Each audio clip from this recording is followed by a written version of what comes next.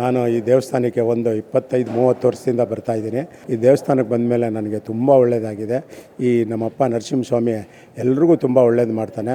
ಆದರೆ ಇಲ್ಲಿ ಭಕ್ತಿಯಿಂದ ಕೈ ಮುಗಿಬೇಕು. ಯಾವುದೇ ವಿಷಯದಲ್ಲಾಗಲಿ, ಯಾವುದೇ ಒಂದು ಇದಾಗಲಿ ಕೇಳಿದ್ದನ್ನು ನೆರವೇರಿಸ್ತಾನೆ. ಇಲ್ಲಿ ಜನ ಸಿಕ್ಕಾಪಟ್ಟೆ ಮಂಗಳವಾರ ಶನಿವಾರ ಸಿಕ್ಕಾಪಟ್ಟೆ ಜನ ಸೇರ್ತಾರೆ. ಇಲ್ಲಿ ರಥೋತ್ಸವ ಮಾಡಿದಾಗ ಕೂಡ ತುಂಬ ಜಾತ್ರೆಗೂ ಕೂಡ ತುಂಬ ಜನ ಸೇರಿದ್ದಾರೆ. ಮತ್ತು ಇಲ್ಲಿ ಶಿಸ್ತು ಮತ್ತು ನಿಯಮಗಳನ್ನ ಚೆನ್ನಾಗಿ ಪಾಲಿಸ್ತಾ ಇದ್ದಾರೆ. ಮತ್ತು ಈ ದೇವಸ್ಥಾನದಲ್ಲಿ ವಿಶೇಷ ಏನಂದರೆ ಯಾರು ಏನು ಬಯಸ್ತಾರೆ ಅದನ್ನು ಒಂದು ತಿಂಗಳಲ್ಲಾಗಲಿ, ಒಂದು ವರ್ಷದಲ್ಲಾಗಲಿ, ಒಂದು ದಿವಸದಲ್ಲಾದ್ರೂ ದೇವರು ನೆರವೇರಿಸ್ತಾನೆ. ಅದರಿಂದ ಈ ಭಕ್ತಾದಿಗಳು ಈ ದೇವಸ್ಥಾನಕ್ಕೆ ತುಂಬ ಜನ ಬರ್ತಾ ಇದ್ದಾರೆ. ಇಲ್ಲಿ ಬೆಳ್ಳದ ಆರತಿ ಬೆಳಗುವಾಗ ಕೇಳ್ಕೊಂಡ್ರೆ ಏನು ಕೇಳ್ಕೊಂಡ್ರೂ ದೇವರು ನೆರವೇರಿಸ್ಕೊಡ್ತಾನೆ. ನಮಗೂ ಒಳ್ಳೆಯದಾಗಿದೆ. ಬಹಳ ವರ್ಷಗಳಿಂದ ನಾವು ಈ ದೇವಸ್ಥಾನಕ್ಕೆ ಬರ್ತಾಯಿದ್ದೀವಿ. ಈ ದೇವಸ್ಥಾನ ಒಂದು ವಿಶೇಷ ಅಂತ ಹೇಳಿದ್ರೆ ಅರ್ಚಕರು ಸಹ ಭಾಳ ಪ್ರೀತಿಯಿಂದ ದೇವರಿಗೆ ಪೂಜೆ ಮಾಡಿ ಭಕ್ತಾದಿಗಳನ್ನು ಸಹ ಭಾಳ ಪ್ರೀತಿಯಿಂದ ನೋಡ್ತಾರೆ. ಒಂದೇನು ಅಂತ ಹೇಳಿದ್ರೆ ಮಂಗಳವಾರ ದಿವಸ ಬೆಳಗ್ಗೆ ಅಭಿಷೇಕ ನೋಡೋದೇ ಒಂದು ನಮ್ಮ ಕಣ್ಣು ತುಂಬ ಭಾಳ ಆನಂದದಾಯಕ. ಇಲ್ಲಿ ನಾನೊಬ್ಬ ಸಂಗೀತಗಾರ ಆದ್ದರಿಂದ ಇಲ್ಲಿ ಬಂದಾಗ ಸಂಗೀತ ಸೇವೆ ಮಾಡೋದು ನನ್ನದೊಂದು ಭಾಗ್ಯ. ಇಲ್ಲಿ ಸಾಯಂಕಾಲ ಸಹ ಮಂಗಳವಾರ ಎಲ್ಲರೂ ಭಕ್ತಿಗೀತೆಗಳನ್ನೆಲ್ಲ ಬಹಳ ಆನಂದವಾಗಿ ಇಲ್ಲಿ ಹಾಡ್ತಾರೆ. ಈ ದೇವಸ್ಥಾನದಲ್ಲಿ ಎಷ್ಟು ಜನ ಬಂದು ಏನೇನು ಪ್ರಾರ್ಥನೆ ಮಾಡಿದ್ರು ಅದನ್ನು ನೆರವೇರಿಸ್ತಕ್ಕಂಥ ಶಕ್ತಿ ಈ ಪರಮಾತ್ಮನಿಗಿದೆ. ಯಾಕೆಂದರೆ ಇದು ಬಹಳ ಯಾವುದೋ ಕಾಲದ ಪುರಾತನ ಕಾಲದಿಂದ ಪ್ರತಿಷ್ಠಾಪನೆ ಆಗಿರೋಂಥ ನರಸಿಂಹ. ಇದು ತುಂಬ ವಿಜೃಂಭಣೆಯಿಂದ ಪೂಜೆ ಪುನಸ್ಕಾರ ಎಲ್ಲ ನಡೀತಾ ಇರುತ್ತೆ. ತುಂಬ ಸ್ವಚ್ಛವಾಗಿಟ್ಟಿರ್ತಾರೆ. ಬಹಳ ಚೆನ್ನಾಗಿ ಪೂಜೆ ಪುನಸ್ಕಾರಗಳು ನಡೆಯುತ್ತೆ. ಅದರಲ್ಲೂ ಶನಿವಾರ ಮತ್ತು ಮಂಗಳವಾರಗಳು ವಿಶೇಷ ಸೇವೆಗಳು ನಡೀತಾ ಇರುತ್ತೆ. ಇಲ್ಲಿ ಅರ್ಚಕರು ಎಲ್ಲರೂ ತುಂಬ ಕೋಆಪರೇಟಿವ್ ಆಗಿದ್ದಾರೆ. ತುಂಬ ಚೆನ್ನಾಗಿ ನಡೀತಾ ಇದೆ. ಎಲ್ಲ ಭಕ್ತರಿಗೂ ಒಳ್ಳೆಯದಾಗಲಿ.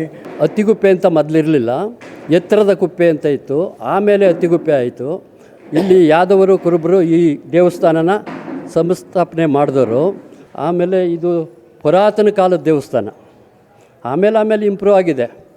ಮೊದಲು ಮಂಟಪದ ಥರ ಇತ್ತು. ನಾವೆಲ್ಲ ಸಾಮಾನ್ಯವಾಗಿ ಇದ್ರ ಸೇವೆ ಮಾಡಿ ಈ ದೇವಸ್ಥಾನನ ಇಷ್ಟು ಅಭಿವೃದ್ಧಿ ಪಡಿಸೋಕ್ಕೆ ನಾವು ಶ್ರಮ ಬಿದ್ದಿದ್ದೀವಿ. ಪ್ರತಿ ಮಂಗಳವಾರನೂ ದೇವಸ್ಥಾನಕ್ಕೆ ಬರ್ತಾಯಿದ್ದೀವಿ. ಈ ದೇವಸ್ಥಾನಕ್ಕೆ ಬಂದ ಮೇಲೆ ನಮ್ಮ ಕೆಲಸ ಕಾರ್ಯಗಳು ಯಾವುದೇ ಒಂದು ಅಡೆತಡೆಗಳೆಲ್ಲ ಹೋಗಿ ಮುಂದೆ ಎಲ್ಲ ಒಳ್ಳೆಯ ಕಾರ್ಯಗಳಾಗಿದ್ದಾವೆ.